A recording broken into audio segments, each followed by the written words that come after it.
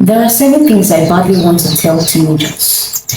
Hello, teenagers, world changers, and history makers. Today, I want to share with you seven things I badly want to tell you. These are not just good ideas, they are keys. Keys that can open the door to the best life God has prepared for you. Listen to me carefully. Your teenage years are not practice years, they are foundation years. What you build now will either support your destiny or limit it. If you take this truth seriously, you will not just survive your teenage season, you will thrive, you will shine, and you will glorify God. The first of all is to be know God early. The greatest mistake you can make is to postpone intimacy with God until later in life. Ecclesiastes chapter 12 verse 1 says, remember your creator in the days of your youth, before the days of trouble come. Teenager, the earlier you know God, the stronger your foundation will be. Think about a building. The higher it is meant to go, the deeper its foundation must be. If you wait until later, you will spend half of your life repairing cracks that could have been prevented. Daniel was a teenager when he chose not to defile himself with the king's meat because he chose God early. He remained relevant for decades, advising kings and shaping nations. Don't wait until you are broken to seek God. Start now. Your prayers matter now. Your devotion matter now. Your worship matter now.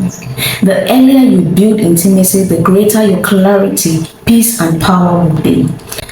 And number two will be your identity is in Christ, not in culture. You know, culture, social media, and peer pressure, and everything around you is shouting, be this, be that, look like this, look like that, act like this, act like that.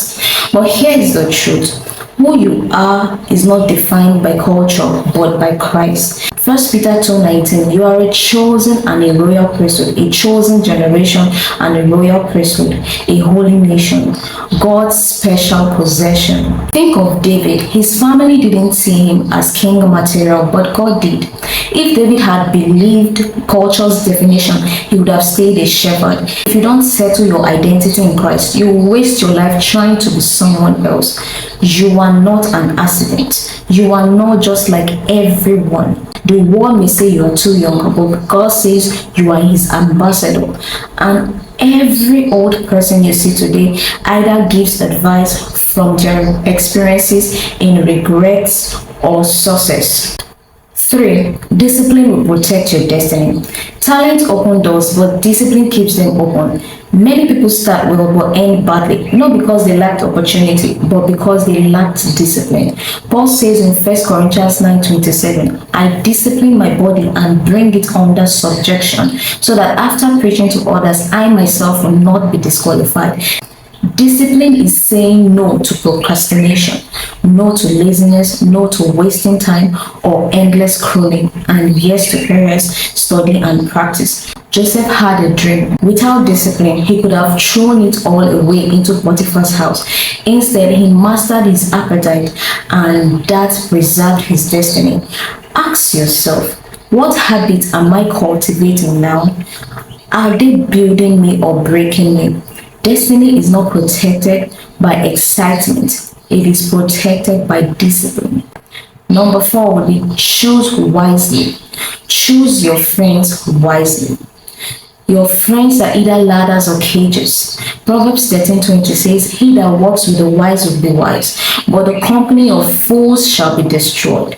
Teenager, show me your friends and I will show you your future. Are your friends pushing you towards God or pulling you away? Do they challenge you to be better, or do they celebrate your weakness?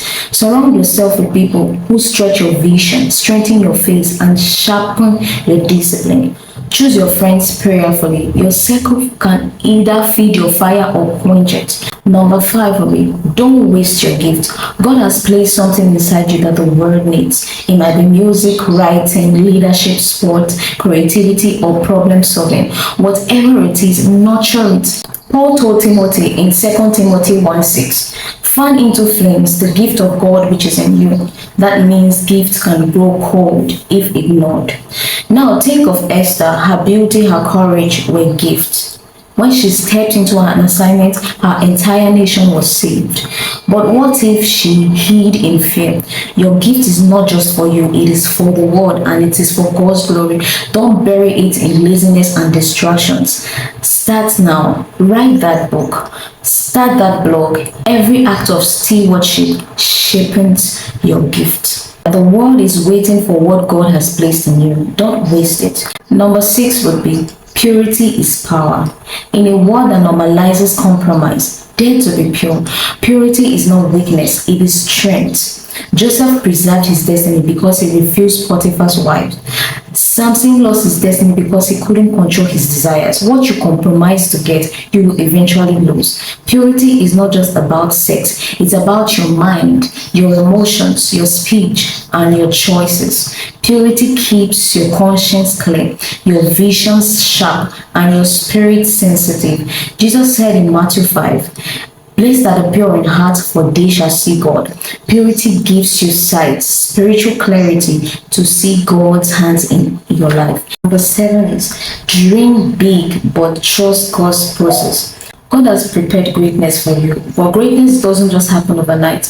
David was anointed king as a teenager, but he spent years tending sheep and running from Saul. Those years were not wasted. They were shaping him into a man who could handle the crown.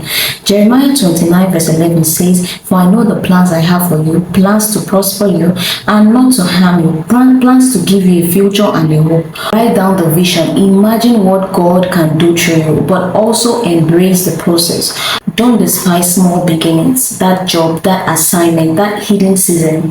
They are all part of God's training ground. Don't rush destiny. Trust God who holds your future. You are not too young to be doing purpose. You are not too young to be different. The best God has prepared for you is not in tomorrow. It starts today. So rise up, know God, find your identity, embrace discipline, choose friends wisely, steward your gift, walk in purity, and trust His process. If you do this, you won't just be another teenager. You will be a light, a trailblazer, and a vessel that glorify your Father in heaven.